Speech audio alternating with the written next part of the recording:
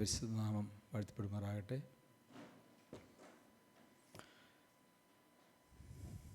ഇന്ന് നമുക്ക് വളരെ സന്തോഷമുള്ള ഒരു ദിവസമാണ്. നാം ശബ്ദം മാത്രം കേട്ടിരുന്നതായ ഒരു സഹോദരനും സഹോദരിയും അവരെ മുഖതാവിൽ കാണുന്നതിനും ആ കർത്താവായ യേശുക്രിസ്തുവിലുള്ള സ്നേഹബന്ധം അത് ഒന്നുകൂടി ഊട്ടി ഉറപ്പിക്കുന്നതിനും ദൈവം ഒരവസരം നൽകി.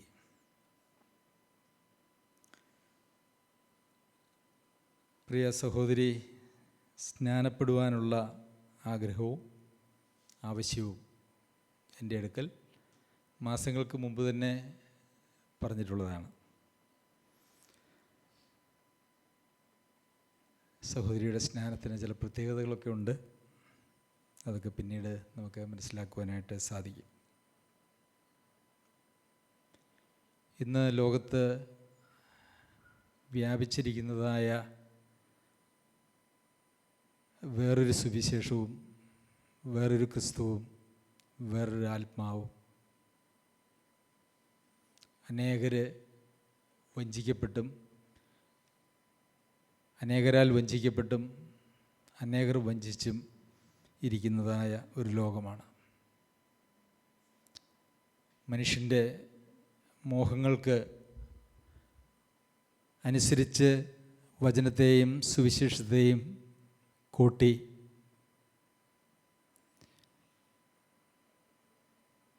മനുഷ്യനെ വഞ്ചിച്ച് നിത്യ നാശത്തിലേക്ക് തള്ളിവിടുന്ന ഒരു സുവിശേഷമാണ് ഇന്ന് ലോകത്തിലുള്ളത്.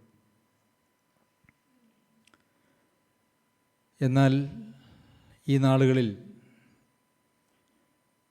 നാം സത്യസുവിശേഷം, സത്യവചനം എന്ത് എന്നുള്ളത് ഗ്രഹിച്ചുകൊണ്ടിരിക്കുന്നതായ കാലഘട്ടമാണ്. ഇന്ന് സ്നാനപ്പെടുവാനിരിക്കുന്ന പ്രിയ സഹോദരിയും ഇനി സ്നാനപ്പെടാനുള്ളവരും സ്നാനപ്പെട്ടവർക്കുമായി ചില കാര്യങ്ങൾ ഇന്ന് പറയുവാനായിട്ട് ഞാൻ ആഗ്രഹിക്കുന്നു.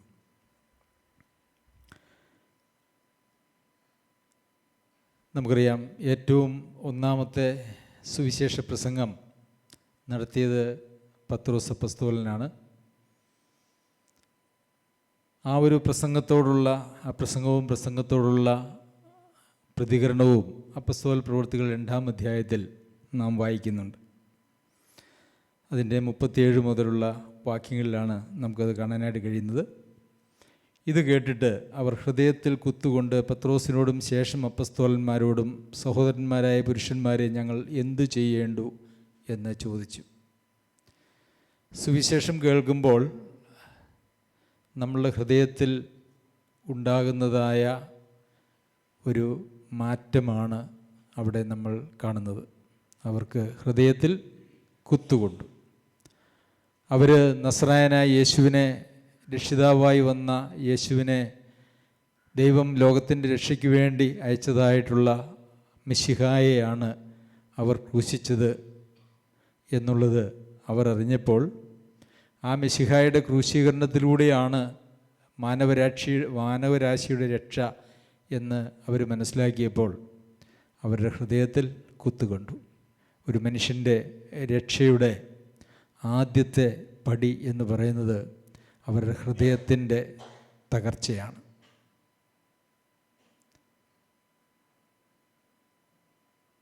ഒരു മനുഷ്യൻ്റെ രക്ഷയുടെ ആദ്യത്തെ പടി എന്ന് പറയുന്നത് അവരുടെ ഹൃദയത്തിൻ്റെ തകർച്ചയാണ്. എന്നാൽ ഇന്ന് ലോകത്തിൽ പ്രസംഗിക്കുന്നതായിട്ടുള്ള സുവിശേഷം കേൾക്കുമ്പോൾ അവരുടെ ഹൃദയത്തിൽ തകർച്ചയല്ല ഉണ്ടാകുന്നത്. അവരുടെ ഹൃദയത്തിലുണ്ടാകുന്നത് മോഹങ്ങളുടെ ഒരു വലിയ മലവെള്ള പാച്ചിലാണ്. അത് ഈ ലോകത്തിലും അതുപോലെ തന്നെ സ്വർഗത്തെക്കുറിച്ചുമുള്ളതായ മോഹങ്ങളും, അതല്ല എങ്കിൽ നരകത്തെക്കുറിച്ചുള്ളതായ ഭയങ്ങളോ ഒക്കെയാണ് ഇന്ന് ലോകത്തിൽ സുവിശേഷ പ്രസംഗങ്ങൾ കൊണ്ട് മനുഷ്യൻ്റെ മനസ്സിൽ ഉണ്ടാകുന്നതായിട്ടുള്ള വ്യത്യാസം. അതല്ല. അങ്ങനെ ഒരു തകർച്ച പ്രിയ സഹോദരിയുടെ ഹൃദയത്തിൽ ഉണ്ടായിട്ടുണ്ടോ? ഉണ്ട്. ശരി. അപ്പോൾ അവർ ചോദിക്കുകയാണ്, എന്താണ് ഞങ്ങൾ ചെയ്യേണ്ടത്? അതിന് പത്രോസ് അപ്പോസ്തലൻ പറയുന്നത്, പത്രോസ് അവരോട്, നിങ്ങൾ മാനസാന്തരപ്പെട്ട് നിങ്ങളുടെ പാപങ്ങളുടെ മോചനത്തിനായി ഓരോരുത്തൻ യേശുക്രിസ്തുവിൻ്റെ നാമത്തിൽ സ്നാനമേൽപ്പിൻ, എന്നാൽ പരിശുദ്ധാത്മാവ് എന്ന ദാനം ലഭിക്കും.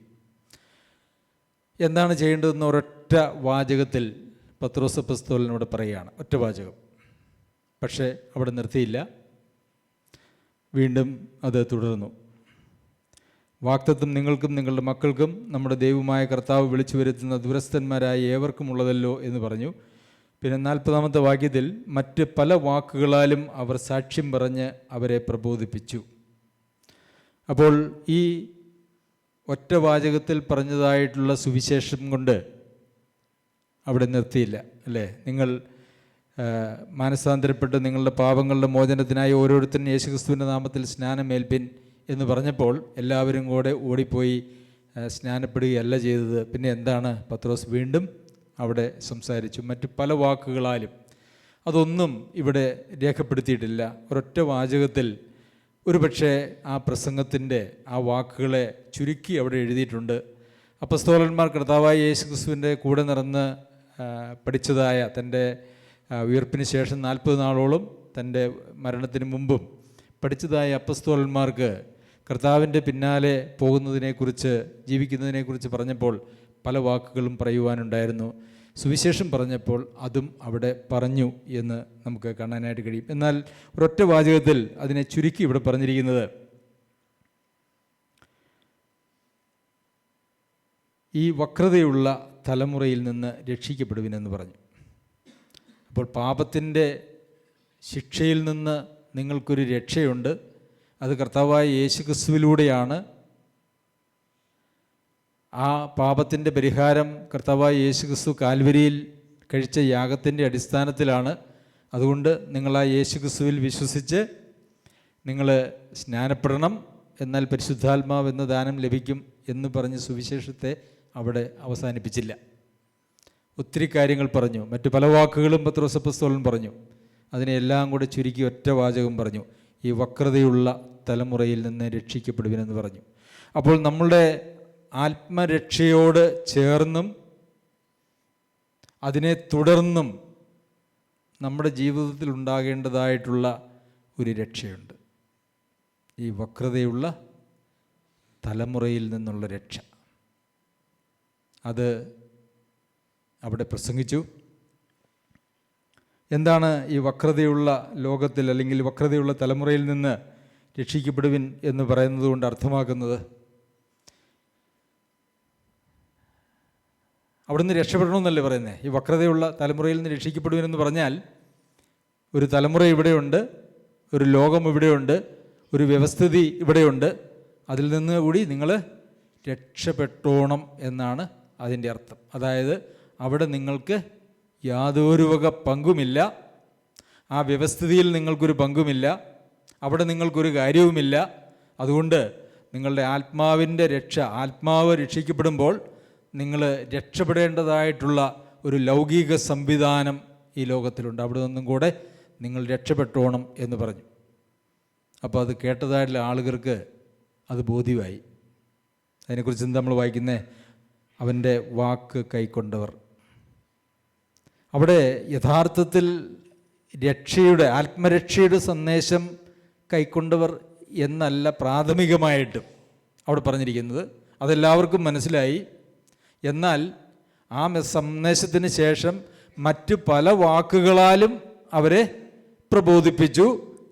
മറ്റു പല വാക്കുകളാലും അവൻ്റെ വാക്കുകൾ കൈക്കൊണ്ടവർ, അവൻ്റെ വാക്ക് കൈക്കൊണ്ടവർ സ്നാനമേറ്റു.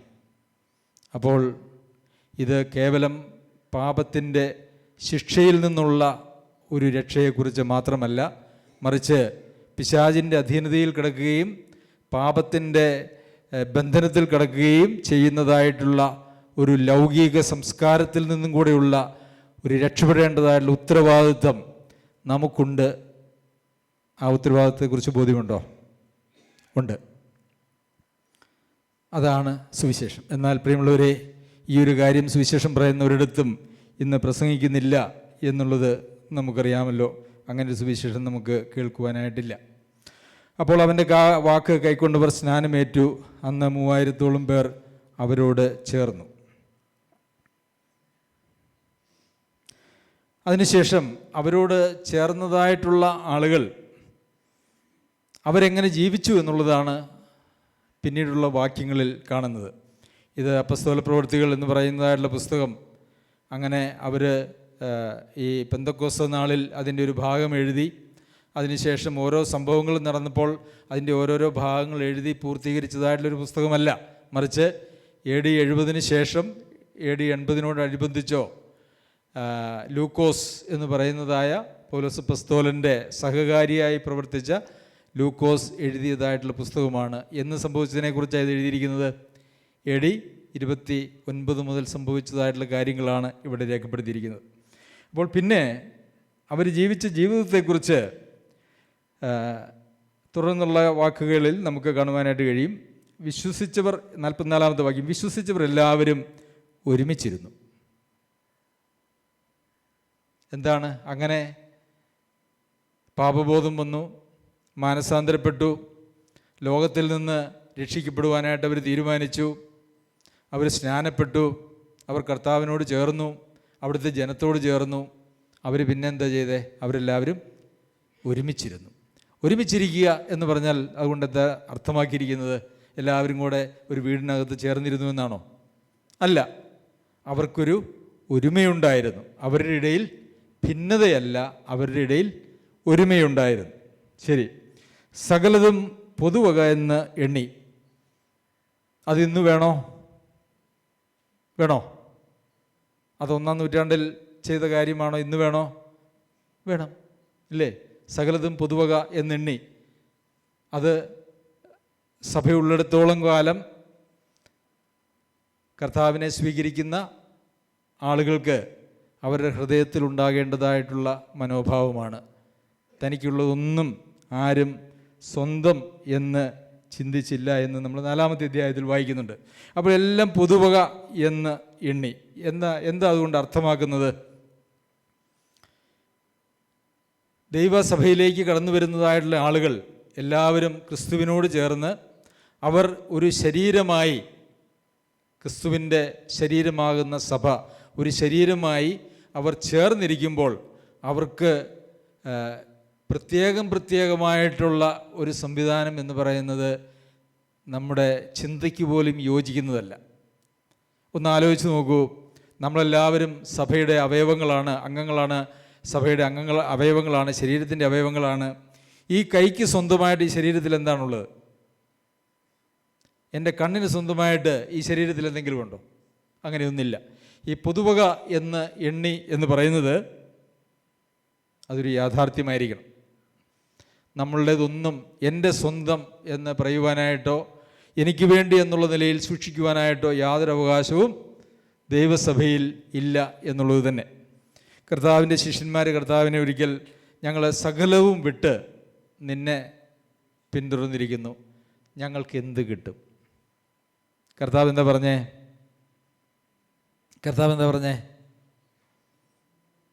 മറന്നുപോയോ? നമുക്ക് പഠിച്ചിട്ടുള്ളത് എവിടെ? എന്നെ പ്രതി സഹോദരന്മാരെയോ സഹോദരികളെയോ അപ്പനെയോ അമ്മയെയോ നിലങ്ങളെയോ വസ്തുവകളെയോ വീടുകളെയോ വിട്ടുകളഞ്ഞവർക്കെല്ലാം ഈ ലോകത്തിൽ തന്നെ 100 മടങ്ങ് സഹോദരന്മാരും സഹോദരിമാരും വീടുകളും നിലങ്ങളും ഒക്കെ കിട്ടാൻ സാധ്യതയുണ്ടെന്നല്ല.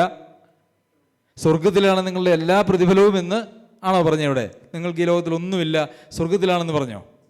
ഇല്ല. പക്ഷേ ഈ ലോകത്തിൽ നമുക്ക് ലോകത്തിൻ്റേതായിട്ടുള്ള കാര്യങ്ങളല്ല, മറിച്ച് ഈ 100 മടങ്ങ് സഹോദരന്മാരും സഹോദരിമാരും അപ്പന്മാരും അമ്മമാരും ഒക്കെ കിട്ടുമെന്ന് പറഞ്ഞാൽ അതിൻ്റെ അർത്ഥം ഈ എല്ലാം പൊതുവക എന്നെണ്ണുന്നതിൻ്റെ ഒരു ഭാഗമാണ്.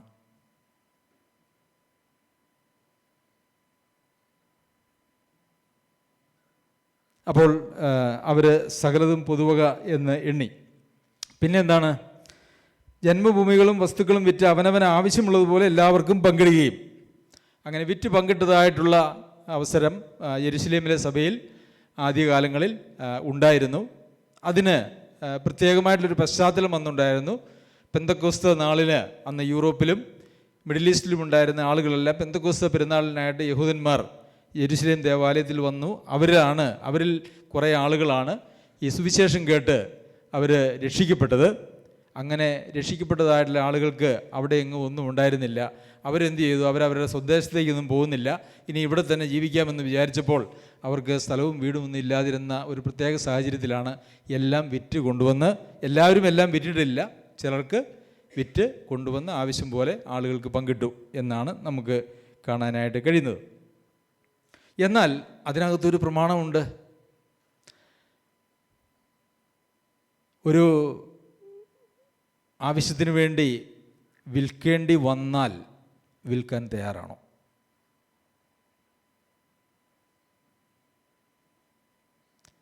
എൻ്റെതെന്തെങ്കിലും വിറ്റാലേ സഹോദരങ്ങളുടെ ഒരു ആവശ്യം നടക്കുകയുള്ളൂ എന്ന് വന്നാൽ പൊതുവകയായിട്ട് എണ്ണിയിരിക്കുന്ന ഒരാൾക്ക് അതിനൊരു മടിയും കാണില്ല.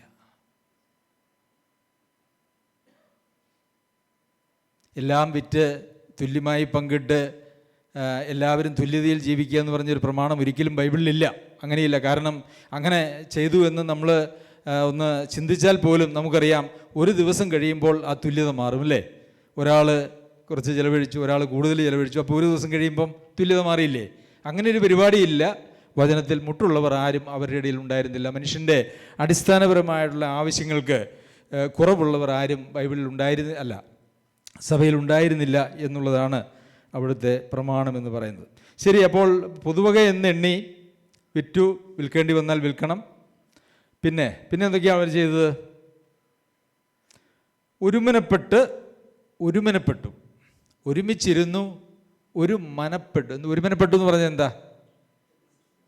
ഒരു മനസ്സ്. അവർക്കെല്ലാവർക്കും കൂടി ഒരു മനസ്സായിരുന്നു. അത് നമ്മൾ പിന്നീട് ലേഖനങ്ങളിലും വായിക്കുന്നുണ്ട്. അപ്പോസ്തല പ്രവൃത്തികൾ എഴുതിയത് ലൂക്കോസാണ്, ലേഖനങ്ങൾ എഴുതിയത് പല ദേവദാസന്മാർ എഴുതിയിട്ടുണ്ട്. അവിടെയൊക്കെ നമ്മൾ കാണുന്ന ഒരു മനസ്സിനെക്കുറിച്ച് പറയുന്നുണ്ട്.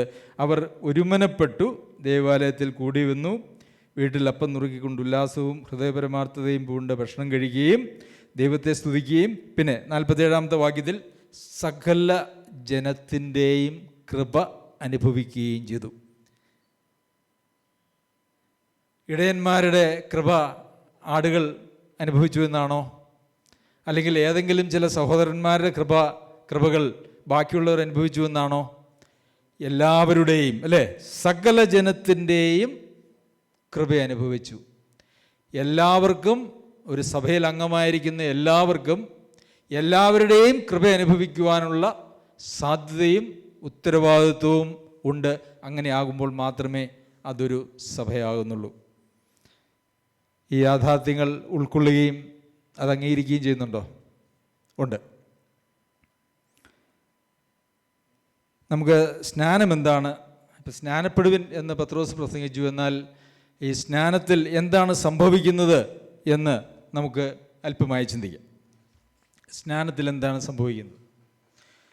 സ്നാനത്തെക്കുറിച്ച് വളരെ വ്യക്തമായി പ്രതിപാദിച്ചിട്ടുള്ള ധാരാളം വേദഭാഗങ്ങളുണ്ട്. ഈ സ്നാനത്തെക്കുറിച്ച് ഞാൻ ഓർക്കുമ്പോൾ എന്നെ അത്ഭുതപ്പെടുത്തുന്നതായിട്ടുള്ള കാര്യം, ഇന്ന് സ്നാനത്തെക്കുറിച്ച് വചനത്തിൽ പറഞ്ഞിരിക്കുന്നതായിട്ടുള്ള ഒരു കാര്യം പോലും ഇന്ന് ആരും പ്രസംഗിക്കുന്നില്ല. ഇന്ന് പ്രസംഗിക്കുന്നതായിട്ടുള്ള ഒരു കാര്യം പോലും വചനത്തിൽ ഇല്ല. അപ്പോൾ സുവിശേഷത്തെ എങ്ങനെ കൂട്ടിക്കളഞ്ഞുവോ, ആ സുവിശേഷത്തിൻ്റെ ഭാഗമായിരിക്കുന്ന സ്നാനത്തെയും അങ്ങനെ തന്നെ ഈ ലോകത്തിൽ കൂട്ടിക്കളഞ്ഞത് നമുക്ക് കാണുവാനായിട്ട് കഴിയും. ശരി, എന്താണ് സ്നാനത്തിൽ എന്താണ് സംഭവിക്കുന്നത്? പൊതുവെ ചോദിച്ചാൽ പറയും, നമ്മളെ വിശ്വാസത്തിൻ്റെ പരസ്യ പ്രഖ്യാപനമാണെന്ന് പറയൂലേ, അല്ലേ? അങ്ങനെയല്ലേ പൊതുവെ പറയുന്നേ? വചനത്തിൽ എവിടെയെങ്കിലും അങ്ങനെ ഒരു വാക്യമോ അങ്ങനെ ഒരു ആശയമോ അങ്ങനെ ഒരു പ്രമാണമോ നിങ്ങൾ കണ്ടിട്ടുണ്ടോ? ഒരു പരസ്യ പ്രഖ്യാപനമാണെന്ന് വചനത്തിലൊരിടത്തും അങ്ങനെയില്ല. അത് പരസ്യമാണ്. യഥാർത്ഥത്തിൽ ഒരാൾ സ്നാനപ്പെടണമെന്ന് പറഞ്ഞു വന്നാൽ ഇങ്ങനെ ഒരു ഞായറാഴ്ചത്തേക്ക് മാറ്റിവെച്ച് സഭയുടെ സാന്നിധ്യത്തിൽ ചെയ്യണമെന്നുള്ളത് പോലും നിയമമല്ല. അങ്ങനെ ഒരു ആവശ്യവുമില്ല ദൈവവചനത്തിൻ്റെ പ്രമാണങ്ങളുടെ അടിസ്ഥാനത്തിൽ.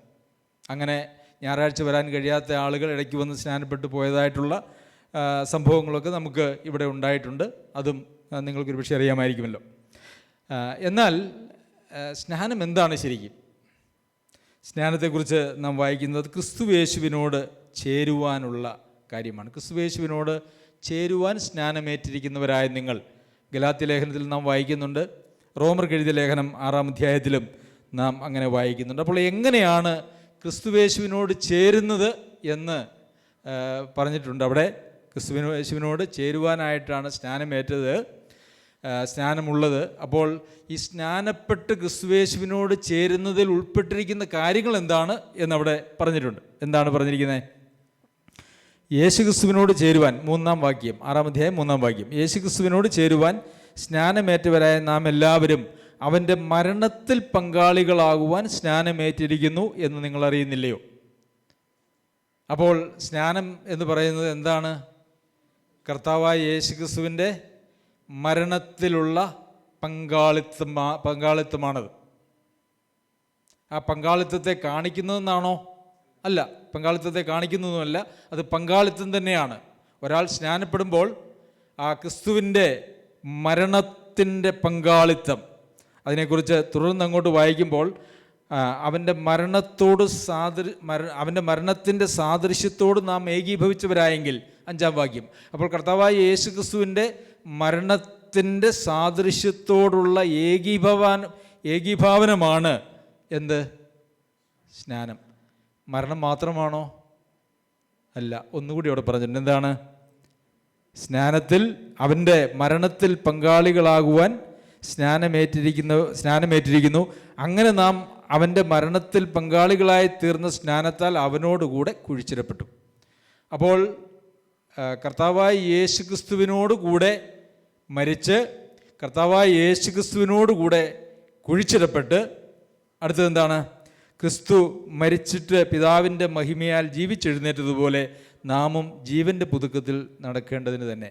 അപ്പോൾ കർത്താവായ യേശുക്രിസ്തുവിനോട് കൂടെ മരിച്ച് കർത്താവായ യേശുക്രിസ്തുവിനോട് കൂടെ അടക്കപ്പെട്ട് കർത്താവായ യേശുക്രിസ്തു പുനരുത്ഥാനം ചെയ്തതുപോലെ ഒരു പുതിയ ജീവൻ്റെ പുതുക്കം, ഒരു പുതിയ ജീവനിലേക്ക് കടക്കുന്നതാണ് സ്നാനം.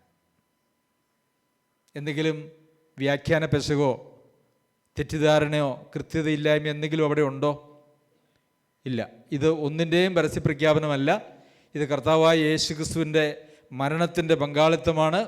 ഇത് കർത്താവായ യേശുക്രിസ്തുവിൻ്റെ മരണത്തോടുള്ള ഏകീഭവിക്കുന്നതാണ്, മരണത്തിൻ്റെ സാദൃശ്യത്തോട് ഏകീഭവിക്കുന്നതാണ്. ഇത് കർത്താവായ യേശുക്രിസ്തുവിനോട് കൂടെ മരിച്ച് കർത്താവായ യേശുക്രിസ്തുവിനോട് കൂടെ അടക്കപ്പെട്ട് കർത്താവായ യേശുക്രിസ്തു പുനരുത്ഥാനം ചെയ്തതുപോലെ ഒരു പുതിയ ജീവിതത്തിലേക്ക് കടക്കുന്നതാണ്. ജീവൻ്റെ പുതുക്കത്തിൽ നടക്കേണ്ടതിന് തന്നെ ക്രിസ്തുവിനോട് ചേരുവാൻ സ്നാനമേറ്റിരിക്കുന്നവരായ നിങ്ങൾ. അപ്പോൾ കർത്താവായ യേശുക്രിസ്തുവിനോട് എങ്ങനെയാണ് ചേരുന്നത്? അവനോടുകൂടെ മരിക്കണം, അവനോടുകൂടെ അടക്കപ്പെടണം, അവനോടുകൂടെ ഉയർത്തെഴുന്നേൽക്കണം. ഉയർത്തെഴുന്നേൽക്കുമ്പോൾ കർത്താവിന് ജീവൻ അല്ലേ? കർത്താവ് ഉയർത്തെഴുന്നേറ്റു, നാമും ഉയർത്തെഴുന്നേൽക്കുമ്പോൾ ഒരു ജീവൻ്റെ പുതുക്കത്തിൽ ഒരു പുതിയ സൃഷ്ടിയായിട്ടാണ് നാം ഉയർത്തെഴുന്നേൽക്കുന്നത്. ശരിയല്ലേ? ഒരുവൻ ക്രിസ്തുവിലായാൽ പുതിയ സൃഷ്ടിയാകുന്നു, പഴയത് കഴിഞ്ഞു പോയി അല്ലേ, സകലതും പുതുതായിരിക്കുന്നു. അവിടെ എന്താ പറഞ്ഞിരിക്കുന്നത്? ഒരുവൻ ക്രിസ്തുവിൽ ആയാൽ. അപ്പോൾ കർത്താവായ യേശു ക്രിസ്തുവിൽ വിശ്വസിക്കുക എന്നൊക്കെ പറയുമ്പോൾ അത് നമ്മളെ സംബന്ധിച്ചിടത്തോളം നമ്മളുടെ ഹൃദയത്തിലുള്ള കർത്താവായ യേശു ക്രിസ്തുവിൻ്റെ ശുശ്രൂഷയെ സംബന്ധിച്ച ചില കാഴ്ചപ്പാടുകൾ മാത്രമാണ്. എന്നാൽ അങ്ങനെയല്ല. ഒരാൾ കർത്താവിൽ വിശ്വസിക്കുക എന്ന് പറഞ്ഞാൽ ക്രിസ്തുവിൽ ആകുക എന്നുള്ളതാണ്. അതായത് നമ്മുടെ ഐഡൻറ്റിറ്റി സുജോ സെബാസ്റ്റ്യൻ എന്ന് പറയുന്നതായിട്ടുള്ള ആ ഐഡൻറ്റിറ്റി ഇല്ല. സുജോ സെബാസ്റ്റ്യൻ ഇൻ ക്രൈസ്റ്റ്, ക്രിസ്തുവേശുവിൽ സുജോ സഹോദരൻ, അല്ലെങ്കിൽ ക്രിസ്തുവേശുവിൽ ജോയി വട്ടക്കുടി എന്നേ നമുക്ക് പറയുവാനായിട്ട് കഴിയുള്ളൂ. നമ്മുടെ ഐഡൻറ്റിറ്റി അവിടെ പോയി. ഇത് മനസ്സിലാക്കുന്നുണ്ടോ? സ്വന്തമായി ലിനി എന്ന് പറയുന്ന ഒരു വ്യക്തിക്ക് യാതൊരു പ്രാധാന്യവുമില്ല. ക്രിസ്തുവിനാണ് പ്രാധാന്യം. കാരണം ക്രിസ്തുവിലാണ് ലിനി, ലിനിയിലാണ് ക്രിസ്തു. മനസ്സിലായോ? അപ്പോൾ നമ്മുടെ ഐഡൻറ്റിറ്റി നഷ്ടപ്പെടുത്തുന്നതായ കാര്യമാണ് യഥാർത്ഥത്തിൽ സ്നാനം എന്ന് പറയുന്നത്. കാരണം പിന്നെ നമ്മൾ ക്രിസ്തുവിലാണ്. ക്രിസ്തുവിലായാൽ പിന്നെ ക്രിസ്തുവാണ് നമ്മളെ നിയന്ത്രിക്കുന്നത്. ക്രിസ്തുവിനാൽ നിയന്ത്രിക്കപ്പെടേണ്ടതായിട്ടുള്ള ആളുകളാണ് നാം. ശരി. എന്നിട്ട് ഈ റോമായിലെ വിശ്വാസികളോട് പൗലോസ് അപ്പോസ്തലൻ വീണ്ടും, ഉറക്കം വരുന്നുണ്ടോ ആർക്കെങ്കിലും ഉണ്ടെങ്കിൽ ഒന്ന് മുഖം കഴുകി വെച്ചിട്ട് വെള്ളം കുടിക്കുകയൊക്കെ ചെയ്യണം. ആർക്കെങ്കിലും അങ്ങനെ റോമായിലെ സഭ ഒക്കെ രൂപീകരിച്ച് കുറച്ച് കാലം കഴിഞ്ഞതിന് ശേഷം പൗലോസ് അപ്പോസ്തലൻ അവരോട് പറയുകയാണ് 5-ാമത്തെ വാക്യത്തിൽ, അവൻ്റെ മരണത്തിൻ്റെ സാദൃശ്യത്തോടും നാം ഏകീഭവിച്ചവരായെങ്കിൽ പുനരുത്ഥാനത്തിൻ്റെ സാദൃശ്യത്തോടും ഏകീഭവിക്കും. എന്താണ് അതിൻ്റെ അർത്ഥം? അവൻ്റെ മരണത്തിൻ്റെ സാദൃശ്യത്തോട് ഏകീഭവിക്കുക എന്ന് പറഞ്ഞാൽ കർത്താവായ യേശുക്രിസ്തുവിനോടുകൂടെ മരിച്ച് കർത്താവായ യേശുക്രിസ്തുവിനോടുകൂടെ നാം അടക്കപ്പെട്ടു എങ്കിൽ അവൻ്റെ പുനരുത്ഥാനത്തിൻ്റെ സാദൃശ്യം എന്താണ് അവിടെ പറഞ്ഞിരിക്കുന്നത്? ജീവൻ്റെ പുതുക്കം, പുതിയ ജീവൻ, പുതിയ സൃഷ്ടി. അതൊരു യാഥാർത്ഥ്യമാണ്. പ്രിയമുള്ളവരെ, സ്നാനത്തിൽ ഒരാൾ കർത്താവായ യേശുക്രിസ്തുവിനോട് കൂടെ മരിച്ച് ആ കർത്താവായ യേശുക്രിസ്തുവിനോട് കൂടെ അടക്കപ്പെട്ടിട്ടുണ്ടെങ്കിൽ ആ പുനരുത്ഥാനത്തിൻ്റെ സാദൃശ്യമായിരിക്കുന്ന പുതിയ സൃഷ്ടി അല്ലെങ്കിൽ ജീവൻ്റെ പുതുക്കം അതിനോടും സാദൃശ്യപ്പെടും. വെറുതെ പോയി വെള്ളത്തിൽ മുങ്ങിയാൽ ആ ജീവൻ്റെ പുതുക്കം, അതായത് പുനരുത്ഥാനത്തിൻ്റെ സാദൃശ്യം ആർക്കും കിട്ടുകയില്ല. അവരുടെ രക്ഷയെക്കുറിച്ച്, അവരുടെ സ്നാനത്തെക്കുറിച്ചൊക്കെ പൗലോസ് അപ്പോസ്തലൻ അവരോട് പറയുകയാണ്, നിങ്ങൾ ആ മരണത്തിൻ്റെ സാദൃശ്യത്തോട് നിങ്ങൾ ഏകീഭവിച്ചിട്ടുണ്ടെങ്കിൽ ആ പുനരുത്ഥാനത്തിൻ്റെ സാദൃശ്യമായിരിക്കുന്ന പുതിയ സൃഷ്ടി അല്ലെങ്കിൽ ഇവിടെ പറഞ്ഞിരിക്കുന്നത് ജീവൻ്റെ പുതുക്കത്തിൽ നടക്കുവാനായിട്ടുള്ള ആ അവസ്ഥ അതും നിങ്ങൾക്ക് ലഭിച്ചിട്ടുണ്ട്. അതിൻ്റെ മറുവശം എന്താ? നിങ്ങൾ അവൻ്റെ മരണത്തിൻ്റെ സാദൃശ്യത്തോട് ഏകീഭവിച്ചിട്ടില്ലെങ്കിൽ പുനരുത്ഥാനത്തിൻ്റെ സാദൃശ്യമായിരിക്കുന്ന ജീവൻ്റെ പുതുക്കത്തിൽ നടക്കുവാനായിരിക്കുന്ന നിങ്ങളുടെ കഴിവും നിങ്ങൾക്ക് അങ്ങനെ ഒരു സാദൃശ്യം നിങ്ങൾക്കങ്ങനെ ലഭിച്ചിട്ടില്ല എന്നുള്ളതാണ്. അപ്പോൾ സ്നാനം എന്ന് പറയുന്നത് നിസ്സാരമായി കാണാൻ കഴിയുന്ന ഒരു കാര്യമല്ല. അവിടെ ഒരു മരണമുണ്ട്, അവരൊരു അടക്കലുണ്ട്. ആ മരണവും അടക്കലും കഴിഞ്ഞാൽ മാത്രമേ അവിടെ ഒരു പുതിയ സൃഷ്ടിയായിട്ട് തീരുവാൻ കഴിയുകയുള്ളൂ. ആ പുതിയ സൃഷ്ടിക്ക് മാത്രമേ കർത്താവായ യേശു ക്രിസ്തുവിൽ ഇരിക്കുവാനായിട്ട് കഴിയുള്ളൂ. ക്രിസ്തുവിനോട് ചേരുവാൻ സ്നാനമേറ്റിരിക്കുന്നു എന്ന് പറയുമ്പോൾ ആ പഴയ സൃഷ്ടിക്ക് ക്രിസ്തുയേശുവിനോട് ചേരുവാനായിട്ട് കഴിയില്ല, ക്രിസ്തുവിലായിരിക്കുവാനായിട്ട് കഴിയുകയില്ല. ആ പഴയ സൃഷ്ടിയെ, പഴയ മനുഷ്യനെ അവൻ്റെ പ്രവൃത്തികളോടുകൂടെ ഉരിഞ്ഞുകളഞ്ഞ് കൊലോസ്യലേഖനത്തിൽ നമ്മൾ വായിക്കുന്ന പോലെ പരിജ്ഞാനപ്രകാരം പുതുക്കം പ്രാപിക്കുന്ന പുതിയ മനുഷ്യനെ ധരിച്ചു കഴിഞ്ഞാൽ ആ പുതിയ മനുഷ്യന് മാത്രമേ കർത്താവായ യേശു ക്രിസ്തുവിൽ വസിക്കുവാനായിട്ട് കഴിയുകയുള്ളൂ. എത്ര വ്യക്തമാണല്ലേ? സ്നാനത്തിൻ്റെ ഉപദേശം ഭയങ്കര വ്യക്തമാണ്. ബൈബിളിൽ അത് വളരെ കൃത്യമായിട്ട് പറഞ്ഞിട്ടുണ്ട്. അപ്പോൾ കർത്താവായ യേശു ക്രിസ്തുവിൻ്റെ മരണത്തിൻ്റെ സാദൃശ്യത്തോട് സ്നാനത്തിലൂടെ ഏകീഭവിക്കുവാൻ പോവുകയാണ്. ലിനിയുടെ ആ പഴയ മനുഷ്യനെ അവൻ്റെ സകല പ്രവൃത്തികളോടും കൂടെ ഉരിഞ്ഞു കളഞ്ഞ് കർത്താവായ യേശു ക്രിസ്തുവിനോടുകൂടി അടക്കപ്പെട്ട് ഒരു ജീവൻ്റെ പുതുക്കത്തിലേക്ക് കിടക്കുവാനായിട്ടുള്ള താല്പര്യവും ആഗ്രഹവും ഉണ്ടോ? ഉണ്ട്. ശരി. പിന്നെയാണ് നമുക്ക് മുമ്പോട്ടുള്ള ജീവിതം എന്ന് പറയുന്നത്. രക്ഷയെ സംബന്ധിച്ച ഏറ്റവും പ്രശസ്തമായിട്ടുള്ള വാക്യം ഏതാ? മനുഷ്യൻ്റെ ആത്മരക്ഷയെ സംബന്ധിച്ചുള്ള ഏറ്റവും പ്രശസ്തമായ വാക്യം പറഞ്ഞേ. പല ഉത്തരങ്ങൾ വരും, നിങ്ങളുടെ ഉത്തരങ്ങൾ കേൾക്കട്ടെ. എല്ലാ ഉത്തരവും ശരിയാണ്, ആരും തെറ്റിപ്പോകുന്നു പേടിക്കണ്ട. ഞാൻ ബൈബിൾ മറിക്കുന്നത് കാണുമ്പോൾ നിങ്ങൾക്കൊരു ഊഹം കിട്ടും. ഏതാണ് മനുഷ്യൻ്റെ രക്ഷയെ സംബന്ധിക്കുന്ന ഏറ്റവും ആധികാരികവും പോപ്പുലറായിട്ടുള്ളതുമായിട്ടുള്ള വാക്യം ഏതാ? വീണ്ടെടുപ്പ് അല്ല, വാക്യം ഞാൻ പറഞ്ഞു, ബൈബിളിലെ വാക്യം. യോഹന്നൻ 3:16. ലോകത്തിൻ്റെ വീണ്ടെടുപ്പിനെ കുറിച്ച്. ഓക്കെ, അതും ശരിയാണ്. എല്ലാം ശരിയാണ്, ഉത്തരവൊക്കെ ശരിയാണ്. അത് 9:10 അതും ശരിയാണ്. ശരി, സമയം കളയണ്ട. എഫേസ്യർക്ക് എഴുതിയ ലേഖനം 2-ാം അധ്യായം 8-9 വാക്യങ്ങൾ. കൃപയാലല്ലോ വിശ്വാസം മൂലം നിങ്ങൾ രക്ഷിക്കപ്പെട്ടിരിക്കുന്നത്, അതിനും നിങ്ങൾ കാരണമല്ല, ദൈവത്തിൻ്റെ ദാനം അത്രയാകുന്നു. ആരും പ്രശംസിക്കാതിരിപ്പാൻ പ്രവൃത്തികളും കാരണമല്ല. രക്ഷയെ സംബന്ധിക്കുന്നതായ പല വാക്യങ്ങളുണ്ട് കേട്ടോ. മറ്റൊരുത്തരിലും രക്ഷയില്ല, ആകാശത്തിന് കീഴിൽ ഭൂമിയിൽ മനുഷ്യരുടെ ഇടയിൽ നൽകപ്പെട്ട വേറൊരു നാമവുമില്ല എന്നുള്ള വാക്യങ്ങളൊക്കെ നമ്മൾ അപ്പോസ്തല പ്രവൃത്തികളിൽ വായിക്കുന്നുണ്ട്. ധാരാളം വാക്യങ്ങളുണ്ട്. എന്നാൽ ഞാൻ കേന്ദ്രീകരിക്കുവാൻ ആഗ്രഹിക്കുന്നതായിട്ടുള്ള വാക്യം എഫേസ്യർക്ക് എഴുതിയ ലേഖനം 2-ാം അധ്യായം 8-9 വാക്യങ്ങളാണ്. അവിടെ പറഞ്ഞിരിക്കുന്നത്, കൃപയാൽ അല്ലോ വിശ്വാസം മൂലം രക്ഷിക്കപ്പെട്ടിരിക്കുന്നത്, അതിനും നിങ്ങൾ കാരണമല്ല, ദൈവത്തിൻ്റെ ദാനമത്രയാകുന്നു. എഫേസ്യ സഭയിലെ വിശ്വാസികളോട് പൗലോസ് അപ്പോസ്തലൻ പറയുകയാണത് ആരുടെയും പ്രവൃത്തികളുടെ ഫലമല്ല, അത് ദൈവത്തിൻ്റെ കൃപയാൽ വിശ്വാസം എന്നുള്ളതിൻ്റെ അടിസ്ഥാനത്തിൽ ആർക്കും പ്രശംസിക്കുവാനായിട്ടുള്ള അവകാശമില്ല. നമ്മുടേതായിട്ടുള്ള എന്തെങ്കിലും പ്രവൃത്തികളാൽ ആയിരുന്നുവെങ്കിൽ നമുക്ക് പ്രശംസിക്കുവാനായിട്ടുണ്ടായിരുന്നു. നമ്മുടെ ഒരു പ്രവൃത്തികളുടെയും അടിസ്ഥാനത്തിലല്ല, അതുകൊണ്ട് പ്രശംസിക്കാനായിട്ടൊന്നുമില്ല. ശരി, ലിനി, എന്തിനാണ് ഈ ലോകത്തിൽ ഒരാളെ രക്ഷിക്കുന്നതുകൊണ്ട് അയാളെ സംബന്ധിക്കുന്ന ദൈവത്തിൻ്റെ ലക്ഷ്യമെന്താണ്? ശരിയാണ്, കർത്താവിനെ പോലെ ആയിത്തീരുവാൻ. അത് നടക്കുന്നത് കർത്താവിനെ പോലെ നമ്മൾ എന്നാകുന്നേ? അവൻ്റെ പ്രത്യക്ഷതയിലാണ്. ഈ ലോകത്തിൽ എന്താണ് നമ്മുടെ ദൈനംദിന ജീവിതത്തിലുള്ളതായിട്ടുള്ള ഉത്തരവാദിത്വം?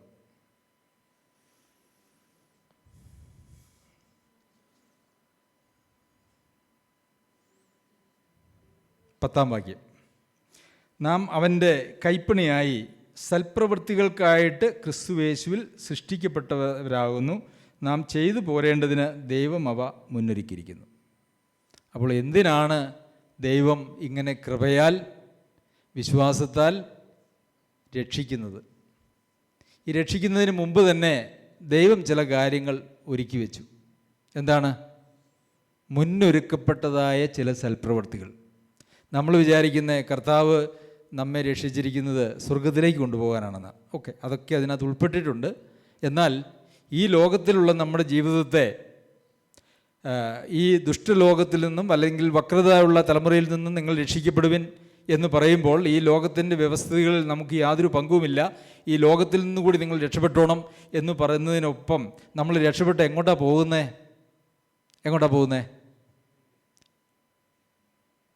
ഈ ലോകത്തിൽ നിന്ന് രക്ഷപ്പെട്ട് നമ്മൾ പോകണ്ടേ? ഒരിടത്തു നിന്ന് രക്ഷപ്പെട്ടാൽ വേറൊരിടത്തേക്ക് എത്തണ്ടേ? എവിടേക്ക് എത്തുന്നേ? കേട്ടില്ല. സ്വർഗത്തിലെയോ?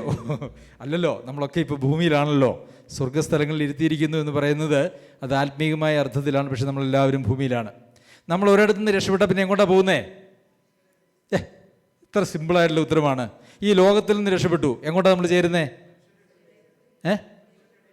ദൈവത്തിൻ്റെ അടുക്കലേക്ക്. ശരി, ഇത്ര സിമ്പിൾ. നമ്മൾ പിശാചിൻ്റെ രാജ്യത്തിൽ നിന്നും പിശാചിൻ്റെ വ്യവസ്ഥയിൽ നിന്നും രക്ഷിക്കപ്പെട്ട് നമ്മൾ പോകുന്നത് എങ്ങോട്ടാ? ദൈവത്തിൻ്റെ രാജ്യത്തിലേക്കാണ്. ദൈവത്തിൻ്റെ രാജ്യം ഇന്ന് ഏതാണ്? ഇവിടെ ഈ ലോകത്തിൽ സഭയാണ്. അപ്പോൾ ഒരു വീണ്ടും ജനനം പ്രാപിച്ചതായ പുതിയ സൃഷ്ടിയായി തീർന്ന ഒരു മനുഷ്യൻ്റെ ജീവിതം സഭയെ ചുറ്റിപ്പറ്റിയും സഭയെ കേന്ദ്രീകരിച്ചുമാണുള്ളത്. ഇത് ബോധ്യമുണ്ടോ? ഉണ്ട്. ഒന്നുകൂടെ സ്നാനപ്പെടണോ ബേബി സഹോദര? വേണ്ട, ഓക്കെ. ബേബി സഹോദരൻ സാധാരണ സ്നാനപ്പെടുമ്പം കുറേ ഒരു ചൊല്ലിക്കൊടുക്കുമല്ലോ, അല്ലേ? എന്താ, ഒരു വിശ്വാസ പ്രഖ്യാപനമൊക്കെ ഉണ്ട്. നിങ്ങൾ നമ്മുടെ സഭയിൽ സ്നാനപ്പെടുത്തുന്നവരെ വിശ്വാസ പ്രഖ്യാപനം ചൊല്ലിക്കൊടുക്കുന്നതിൽ എന്തെങ്കിലും പ്രത്യേകത നിങ്ങൾ ശ്രദ്ധിച്ചിട്ടുണ്ടോ? ഉണ്ടോ? വ്യത്യാസമുണ്ട്. കർത്താവ് വീണ്ടും വരുമെന്ന് വിശ്വസിക്കുന്നുവോ എന്ന് ചോദിച്ച് നിർത്തും എല്ലാവരും. നമ്മളതിൻ്റെ കൂടെ വേറെ ചില കാര്യങ്ങൾ ചോദിക്കും. തന്നെ ത്യജിച്ച് നാൾത്തോറും ക്രൂശുമെടുത്ത് ഈ കർത്താവിൻ്റെ പിന്നാലെ പോകാൻ തയ്യാറാണോ? ചോദിച്ചില്ലേ ബേബി സഹോദര? ചോദിച്ചു. അങ്ങ് ചോദിക്കും. അത് രക്ഷയ്ക്കും വിശ്വാസത്തിൻ്റെ പ്രഖ്യാപനത്തിലും അത് വളരെ ഏറ്റവും അത്യാവശ്യമായിട്ടുള്ളൊരു കാര്യമാണ്. അപ്പോൾ ഈ വക്രതയുള്ള തലമുറയിൽ നിന്ന് അല്ലെങ്കിൽ ഈ ദുഷ്ടലോകത്ത് നിന്ന് ഈ പിശാചിൻ്റെ രാജ്യത്തിൽ നിന്നും രക്ഷപ്പെട്ട് ഓടുവാനായിട്ട് കർത്താവ് കൽപ്പിച്ചിരിക്കുന്നത് ദൈവത്തിൻ്റെ രാജ്യത്തിലേക്കാണ്. അത് സഭയാണ്. അപ്പോൾ ഒരു വിശ്വാസിയുടെ ജീവിതം, ഒരു ദൈവപൈതലിൻ്റെ ജീവിതം എന്ന് പറയുന്നത് സഭയെ ചുറ്റിപ്പറ്റിയുള്ള അല്ലെങ്കിൽ ദൈവമക്കളെ ചുറ്റിപ്പറ്റിയുള്ള ഒരു ജീവിതമാണ്. ആ ദൈവമക്കളെ ചുറ്റിപ്പറ്റിയുള്ള ജീവിതത്തിൽ പറഞ്ഞിരിക്കുന്ന കാര്യമാണ് എന്ത്? മുന്നൊരുക്കിയിരിക്കുന്നതായിട്ടുള്ള സൽപ്രവൃത്തികൾക്കായി ക്രിസ്തുയേശുവിൽ സൃഷ്ടിക്കപ്പെട്ടവരാകുന്നു. എന്തുകൊണ്ടാണ് അതവിടെ പറയാൻ കാരണം എന്നറിയാമോ? നിങ്ങൾ പ്രവൃത്തികളാൽ ഒന്നുമല്ല കേട്ടോ രക്ഷിക്കപ്പെട്ടത്. പക്ഷേ പ്രവൃത്തികൾ വേണ്ടാന്നെങ്ങാനും നിങ്ങൾ ചിന്തിച്ചാൽ അവിടെ തെറ്റിപ്പോയി എന്നുള്ളതാണ്. അല്ലേ? ഇന്ന് ഇവാഞ്ചലിക്കൽ ക്രിസ്ത്യൻ സമൂഹത്തിൽ വന്നിരിക്കുന്നതായിട്ടുള്ള അബദ്ധം എന്താണെന്നറിയാമോ? ഒരു പ്രവൃത്തിയും വേണ്ട, രക്ഷിക്കപ്പെടാനും വേണ്ട, രക്ഷിക്കപ്പെട്ടവർക്കും വേണ്ട. ആ ഒരു ധാരണ നമ്മുടെ ഇടയിലും ഉണ്ടോ എന്ന് ഭയപ്പെടുന്നുണ്ട്. ഞാൻ പല പ്രാവശ്യം ഈ സൽപ്രവൃത്തികളെക്കുറിച്ച് പഠിപ്പിച്ചിട്ടും പിന്നെയും യാതൊരു വക വ്യത്യാസങ്ങളും ഇല്ലാതെ ഇരിക്കുന്നുവോ എന്ന് ഞാൻ ഭയപ്പെടാറുണ്ട്. നമ്മളെ ദൈവം സൃഷ്ടിച്ചിരിക്കുന്നത്, ഒരു പുതിയ സൃഷ്ടിയായി തീർത്തിരിക്കുന്നത് സൽപ്രവൃത്തികൾക്ക് വേണ്ടിയാണ്. വല്ല സംശയമുണ്ടോ? ഉണ്ടോ? ഉണ്ടെങ്കിൽ നമുക്ക് സംശയം തീർക്കാം. തിമോത്തിയോസിന് എഴുതിയ ലേഖനത്തിലേക്ക് വരാം.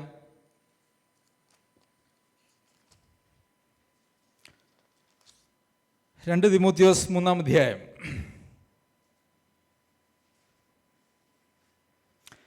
ധാരാളം നമ്മൾ 2 ക്ലാസ് ഇതിനെക്കുറിച്ച് എടുത്തിട്ടുണ്ട്. അത് യൂട്യൂബിൽ കിടക്കുന്നതുമുണ്ട്.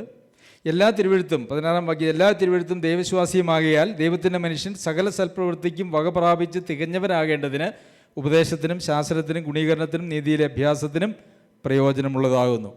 അപ്പോൾ എല്ലാ തിരുവെഴുത്തും അത് എന്തിനു വേണ്ടിയാണ്? തിരുവെഴുത്തുകൾ, അതായത് വചനം, ദൈവവചനം, ബൈബിൾ എന്തിനു വേണ്ടിയാണ്? എന്തിനു വേണ്ടിയാണ്? സകല സൽപ്രവൃത്തികൾക്കും വക പ്രാപിച്ച് തികഞ്ഞവനാക്കുന്നതിന് വേണ്ടിയാണ്. അപ്പോൾ ഒരാൾ ക്രിസ്തുവിൽ തികഞ്ഞവനായി തീരുക എന്ന് പറയുന്നത് എങ്ങനെയാണ്? യഥാർത്ഥത്തിൽ അവന് വേണ്ടി മുന്നൊരുക്കിയിരിക്കുന്നതായിട്ടുള്ള സൽപ്രവൃത്തികൾ ചെയ്തുകൊണ്ട് അവൻ മുമ്പോട്ട് പോകുമ്പോഴാണ് അവൻ ക്രിസ്തുവിൽ തികഞ്ഞവനായി തീരുന്നത്. അപ്പോൾ അതിനെന്തൊക്കെയാണ് ചെയ്യേണ്ടത്? ഉപദേശം, ശാസന, ഗുണീകരണം, നീതിയിലെ അഭ്യാസനം. അപ്പം ഞാൻ ചിലപ്പോഴേ, ഞാനല്ല, ആരെങ്കിലും സഹോദരന്മാർ, ബാബു സഹോദരനോ ആരെങ്കിലും സൽപ്രവൃത്തികൾ ചെയ്യാൻ കൂട്ടാക്കാത്ത ഒരാളെ ശാസിച്ചാൽ അത് വചനപ്രകാരമാണ്. ആണോ? അതെ. കാരണം ക്രിസ്തുവിൽ തികഞ്ഞവനായി നിർത്തുക എന്നുള്ളതാണ് ഒരു ആത്മീയ ശുശ്രൂഷയുടെ ലക്ഷ്യമെന്ന് കൊലോസി ലേഖനം നമ്മൾ പഠിച്ചു. അതിൻ്റെ 1-ാമത്തെ അധ്യായത്തിൻ്റെ അവസാനത്തെ 2 വാക്യങ്ങൾ അതാണ് പറയുന്നത്. ക്രിസ്തുവിൽ ഏത് മനുഷ്യനെയും ക്രിസ്തുവിൽ തികഞ്ഞവനായി നിർത്തേണ്ടതിന് ഏത് മനുഷ്യനോടും സകല ജ്ഞാനത്തോടും കൂടെ ഉപദേശിക്കുകയും പ്രബോധിപ്പിക്കുകയും ചെയ്യുന്നു എന്ന് പറയുന്നു. അപ്പോൾ ക്രിസ്തുവിനെ തികഞ്ഞവനായി നിർത്തുന്നത് അത് ഏത് വഴിയിലൂടെയാണ്? മുന്നൊരുക്കിയിരിക്കുന്നതായിട്ടുള്ള സൽപ്രവൃത്തികൾ ചെയ്യുന്നതിന് വേണ്ടി ഉപദേശിക്കുകയും ശാസിക്കുകയും ഒക്കെ ചെയ്യുന്നതിലൂടെയാണ് ക്രിസ്തുവിൽ തികഞ്ഞവനായി തീർക്കുക. ശരിയാണോ? ശരിയാണ്. തീത്തോസ്, ഇനി സംശയം ഉണ്ടെങ്കിൽ നമുക്ക് ഇനിയും തീർക്കാം. തീത്തോസ് എഴുതിയ ലേഖനം 2-ാം അധ്യായം.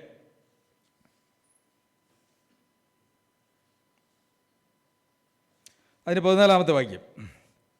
അവൻ നമ്മെ സകല അധർമ്മത്തിൽ നിന്നും വീണ്ടെടുത്ത് സൽപ്രവൃത്തികളിൽ ശുഷ്കാന്തിയുള്ള സ്വന്ത ജനമായി തനിക്ക് ശുദ്ധീകരിക്കേണ്ടതിന് തന്നെത്താൻ നമുക്ക് വേണ്ടി കൊടുത്തു. അപ്പോൾ കർത്താവ് തന്നെത്താൻ നമുക്ക് വേണ്ടി കൊടുത്തത് എന്തിനു വേണ്ടിയിട്ടാണ്? സൽപ്രവൃത്തികളിൽ ശുഷ്കാന്തിയുള്ള ഒരു സ്വന്ത ജനമായി തനിക്ക് ശുദ്ധീകരിക്കേണ്ടതിന്.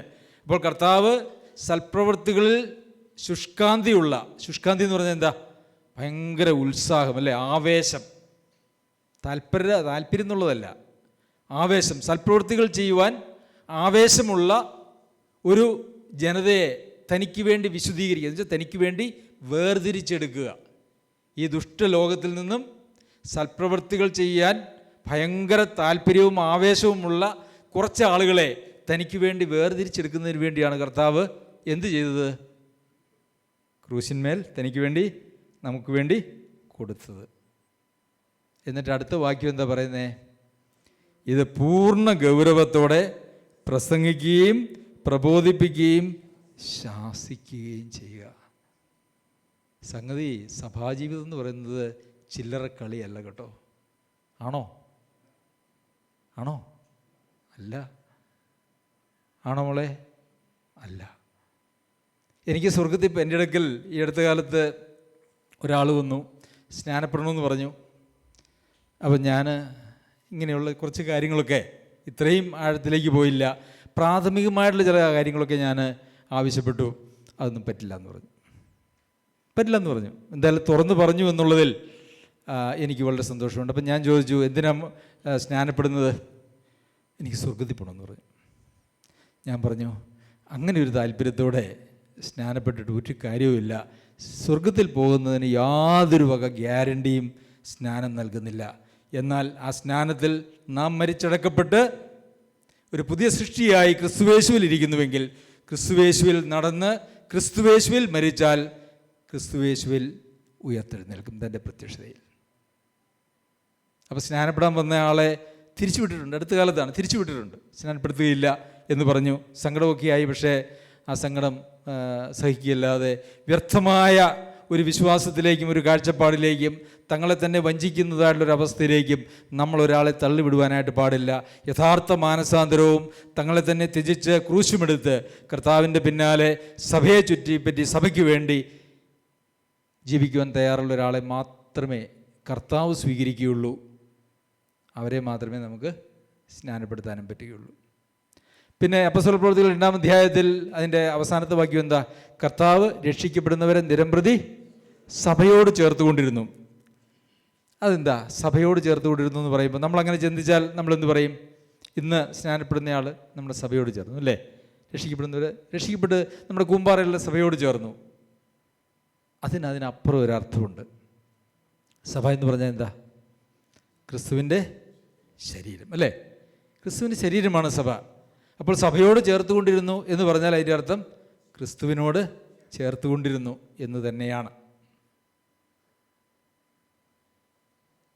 അപ്പോൾ പാപത്തിൽ നിന്ന് സ്വാതന്ത്ര്യം പ്രാപിച്ച് ദൈവത്തിന് ദാസന്മാരായിരിക്കിയാൽ നിങ്ങൾക്ക് ലഭിക്കുന്ന ഫലം വിശുദ്ധീകരണവും അതിൻ്റെ അന്തം നിത്യജീവനുമാകുന്നു എന്നുള്ള വാക്യത്തിൻ്റെ അടിസ്ഥാനത്തിൽ നമ്മൾ 2 ക്ലാസ്സുകൾ ഇതിനു മുമ്പ് ചെയ്തു.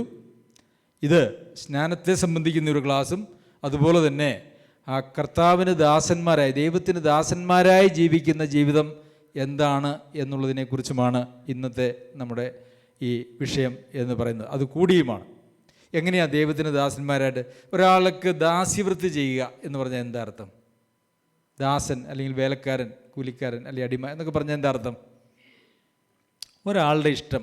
ഇപ്പോൾ ഒരു രാജാവിനൊരു ദാസൻ ഉണ്ടായിരുന്നു എന്ന് പറഞ്ഞാൽ രാജാവിൻ്റെ ഇഷ്ടങ്ങളനുസരിച്ച് ഭക്ഷണമോ അല്ലെങ്കിൽ വസ്ത്രമോ അങ്ങനെയുള്ള കാര്യങ്ങളെല്ലാം രാജാവിനെ വളരെ നന്നായി ശുശ്രൂഷിച്ച് നോക്കി ഒക്കെ, അതല്ലേ ഒരു ദാസൻ്റെ ജോലി എന്ന് പറയുന്നത്. ദൈവത്തിന് ദാസന്മാരായിരിക്കുക എന്ന് പറഞ്ഞാൽ എന്താ അർത്ഥം? ദൈവത്തിന് ഉടുപ്പ് കഴുകി കൊടുക്കേണ്ട ആവശ്യമുണ്ടോ? ഇല്ല അല്ലേ? ഭക്ഷണം ഉണ്ടാക്കി കൊടുക്കേണ്ട ആവശ്യമുണ്ടോ? ഇല്ല. ഉണ്ടോ? ഇല്ല. എന്തെങ്കിലും കുഴമ്പ് തേച്ച് തിരുമ്മി കൊടുക്കേണ്ട ആവശ്യമുണ്ടോ? ദാസന്മാർ ചെയ്യുന്ന പണികളാണ്. വീട് വൃത്തിയാക്കി കൊടുക്കേണ്ട ആവശ്യമുണ്ടോ? ഇതൊന്നുമില്ല അല്ലേ? അപ്പോൾ പിന്നെ ദൈവത്തിന് ദാസന്മാരായിരിക്കുക എന്ന് പറഞ്ഞാൽ എന്താ അതിൻ്റെ അർത്ഥം? ദൈവത്തെ വെളിപ്പെടുത്തുന്ന, ക്രിസ്തുവിനെ വെളിപ്പെടുത്തുന്നതായിട്ടുള്ള ഈ ലോകത്തിലുള്ള സംവിധാനമാണ് സഭ. സഭയെ ശുശ്രൂഷിക്കുക, സഭയെ സ്നേഹിക്കുക, സഭയിലെ വിശ്വാസികളെ ശുശ്രൂഷിക്കുക, അവരുടെ നന്മ ആഗ്രഹിക്കുകയും അവർക്ക് ചെയ്യേണ്ടുന്നതായിട്ടുള്ള ശുശ്രൂഷകൾ ചെയ്തു കൊടുക്കുകയും ചെയ്യുക എന്ന് പറയുന്നതാണ് ദൈവത്തിന് ദാസന്മാരായിരിക്കുക എന്ന് പറഞ്ഞാൽ അർത്ഥം. നമ്മളതിനെ എങ്ങനെയാണ് ആക്കുന്നത്? നമ്മൾ ദൈവത്തിന് ദാസന്മാരായിരിക്കുക എന്ന് പറഞ്ഞാൽ നമ്മൾ എന്ത് ചെയ്യും? സഭായോഗത്തിന് പോവുക, ബൈബിൾ വായിക്കുക, പ്രാർത്ഥിക്കുക, ഉപവസിക്കുക, കോട്ടേജ് മീറ്റിംഗ് അല്ലേ? വളരെ കുറവാണെങ്കിലും അത്യാവശ്യമൊക്കെ ഉള്ളൂ നമ്മുടെ ഇടയിൽ. ഇങ്ങനെയുള്ള കാര്യങ്ങളൊക്കെ ചെയ്യുന്നതാണ് ദൈവത്തിൻ്റെ ദാസന്മാരായിരിക്കുന്നത് എന്നാണ് നമ്മൾ ചിന്തിക്കുന്നത്. പ്രിയമുള്ളവരെ, എനിക്ക് ഈ വിശ്വാസ ജീവിതകാലത്ത് 43 വർഷത്തെ എൻ്റെ പരിചയത്തിൽ ഞാൻ ശ്രദ്ധിച്ചിട്ടുള്ളൊരു കാര്യം, വിശ്വാസികൾ തമ്മിൽ അങ്ങോട്ടും ഇങ്ങോട്ടുമൊക്കെ നമുക്ക് ധാരാളം നല്ല പ്രവൃത്തികൾ ചെയ്യുവാനായിട്ടുള്ള സാധ്യതകളുണ്ട്, അതിനുള്ള അവസരങ്ങളുമൊക്കെ ഉണ്ട്. അത് ഉപയോഗിക്കുന്നവർ വളരെ ചുരുക്കമാണ്. ഇനി അഥവാ അങ്ങനെ എന്തെങ്കിലും ചോദിച്ച് തന്നെ എന്തെങ്കിലും ഒരു സഹായം കിട്ടിയാൽ പിന്നെ അതിൻ്റെ പിന്നാലെ അതിന് തക്കതായ ഒരു പ്രതിഫലം എനിക്ക് കിട്ടിയില്ല എന്നുള്ള പരാതി 43 ഇവിടെ കേട്ടിട്ടില്ല, 43 വർഷത്തിനിടയ്ക്ക് ഈ 5 വർഷം ഒഴിവാക്കിയാൽ ബാക്കിയുള്ള 38 വർഷവും ഞാൻ കേട്ടിട്ടുണ്ട്. അതായത് എനിക്കിങ്ങോട്ട് എന്തെങ്കിലും ഒരു പ്രയോജനം ലഭിക്കുന്നില്ലെങ്കിൽ എൻ്റെ ഒരു സമയമോ എൻ്റെ ആരോഗ്യമോ എൻ്റെ അറിവോ വിദ്യാഭ്യാസമോ എൻ്റെ പണമോ ഒന്നും ഞാൻ ആർക്കു വേണ്ടിയും ചെലവഴിക്കുകയില്ല. പിന്നെ എന്താ വല്ല 10, 500, 1000 ഒക്കെ നമ്മൾ ഒരു സമൂഹത്തിൽ ജീവിക്കുമ്പോൾ സമൂഹത്തിലെ ഒരു ഏതെങ്കിലും ഒരു ക്ലബിൽ മെമ്പറായാലും അതിൻ്റെ ഫീസ് കൊടുക്കണം. ഏതെങ്കിലും ഒരു പള്ളിയിലാണെങ്കിൽ അവിടെയും ചില നേർച്ച കാഴ്ചകളും ഉണ്ട്, അവിടെയും പിരിവുണ്ട്. അതുകൊണ്ട് എന്തെങ്കിലുമൊക്കെ ഒരല്പം നമ്മുടെ ഒരു സാമ്പത്തികമായിട്ട് അങ്ങനെ ചെയ്യാം എന്നുള്ളതിൽ കവിഞ്ഞ് സഭയെ ശുശ്രൂഷിക്കുക, സഭയെ സേവിക്കുക, സഹോദരങ്ങളെ സേവിക്കുക എന്ന് പറയുന്നൊരു പരിപാടിയേ ഇല്ല. ഞാൻ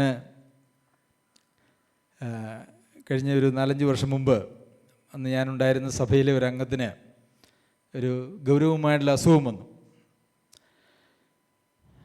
തലയ്ക്ക് ഒരു ഓപ്പറേഷനായിരുന്നു, വളരെ സീരിയസ് ആയിരുന്നു, ക്രിട്ടിക്കലായിരുന്നു.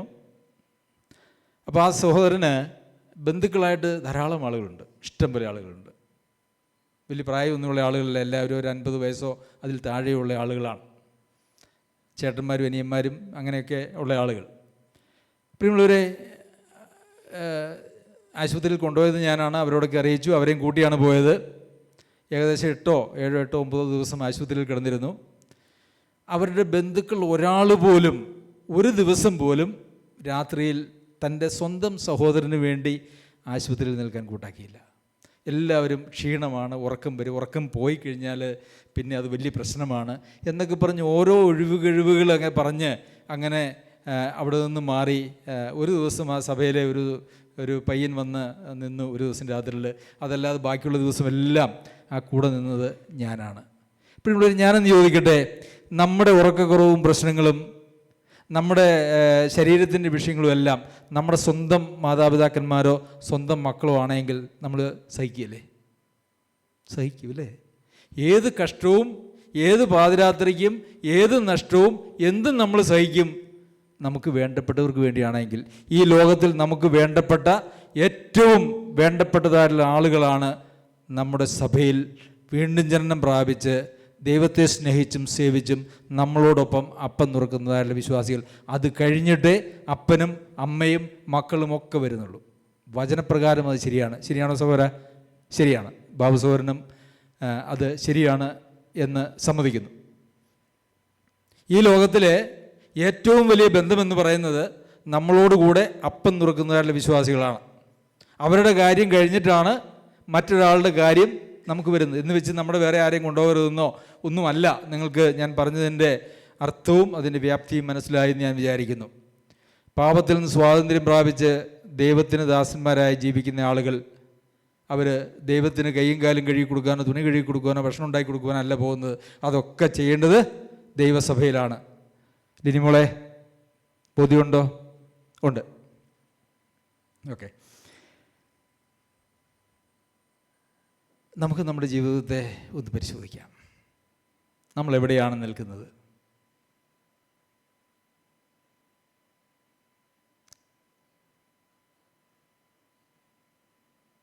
കേട്ടിട്ടും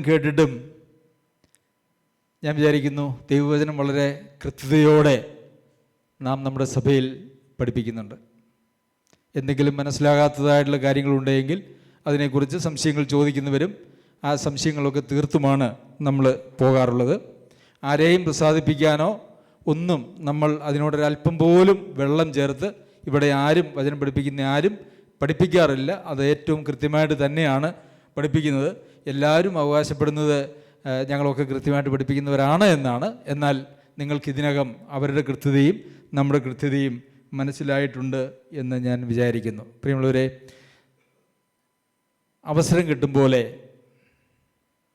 നാം എല്ലാവർക്കും, വിശേഷാൽ സഹവിശ്വാസികൾക്കും നന്മ ചെയ്യുക. ഗലാത്യ ലേഖനം 6-ാം അധ്യായത്തിലാണ്. അവിടെ എന്താണ് നമ്മൾ വായിക്കുന്നത്? അതിനുശേഷം വായിക്കുന്നത് എന്താ? അവസരം കിട്ടും പോലെ നാം എല്ലാവർക്കും, വിശേഷാൽ സഹവിശ്വാസികൾക്കും നന്മ ചെയ്യുക.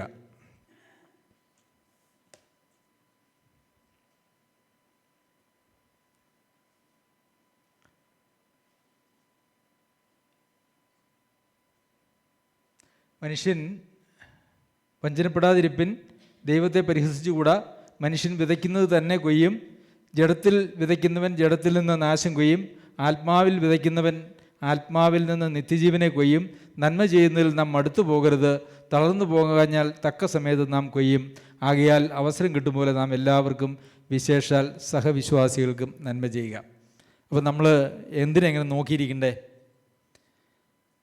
വിശ്വാസികൾക്ക് എന്തെങ്കിലും നന്മ ചെയ്യാനായിട്ടുള്ള അവസരം കിട്ടുന്നുണ്ടോ എന്ന് നോക്കിയിരിക്കണം. എപ്പോഴാണ് അവസരം, അല്ലേ? നമ്മൾ ചിന്തിക്കുന്നത് എന്താ? അവസരം അവിടെയുണ്ട്, അത് നെല്ലിപ്പൂയിലെ ബാബു സഹോദരൻ ചെയ്തോട്ടെ.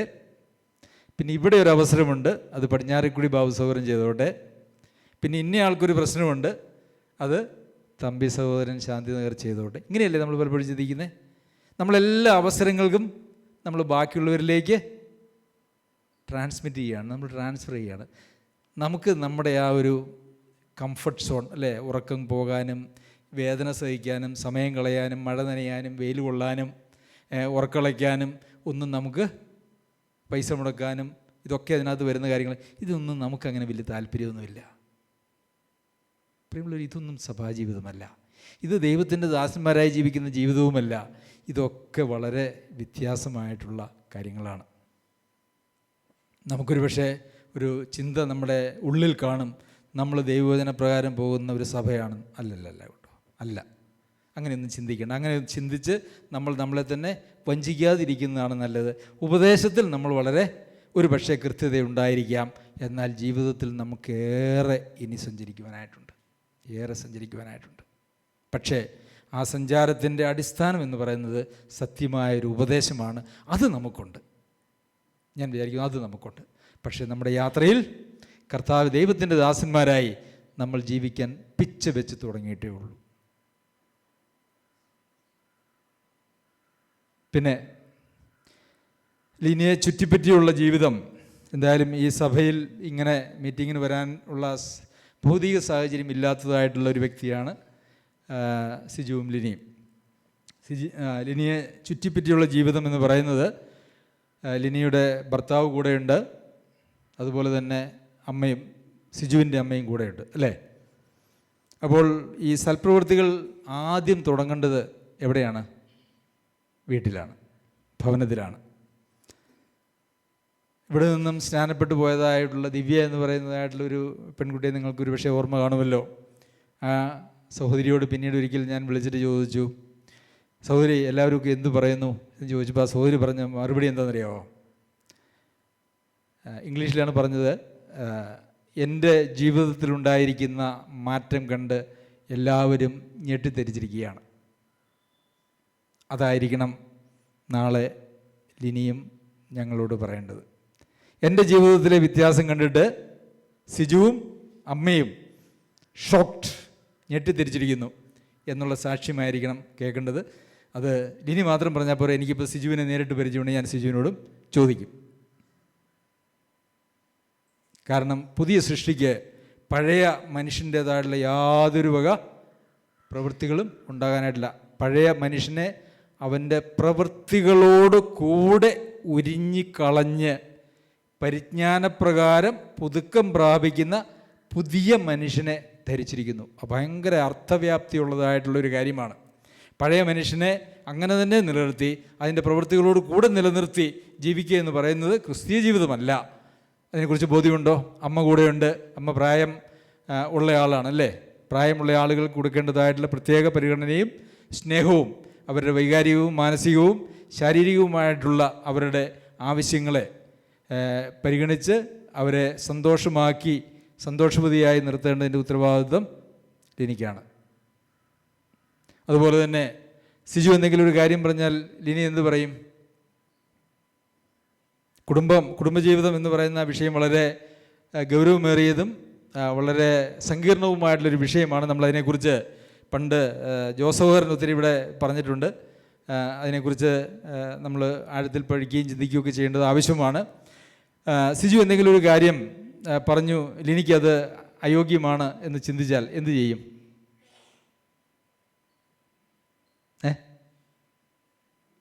സബ്മിറ്റ് ചെയ്യും? അല്ല, ആദ്യത്തെ സ്റ്റേജ് അതല്ല.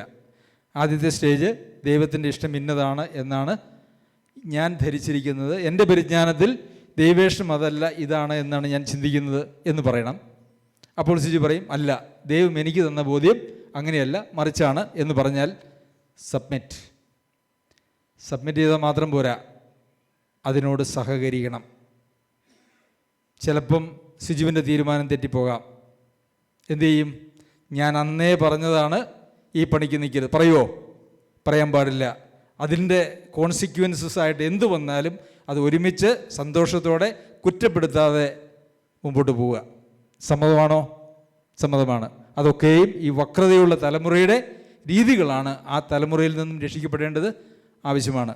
ഈ പറഞ്ഞ കാര്യങ്ങളെല്ലാം അപ്പോൾ ആ പഴയ മനുഷ്യനെ കർത്താവായ യേശു ക്രിസ്തുവിനോട് കൂടെ ക്രൂശിച്ച് അടക്കി ക്രിസ്തുവിലായി പുതിയ സൃഷ്ടിയായി ക്രിസ്തുവിൽ വസിക്കുവാനായിട്ടുള്ള താല്പര്യം എനിക്കുണ്ടോ? ഉണ്ട്. ദൈവം നമ്മെ സഹായിക്കട്ടെ. വചനം കേട്ട് നാം എല്ലാവരും ക്രിസ്തീയ ജീവിതത്തിൻ്റെ ഗൗരവത്തെ പൂർണ്ണമായും ഉൾക്കൊണ്ടുകൊണ്ട്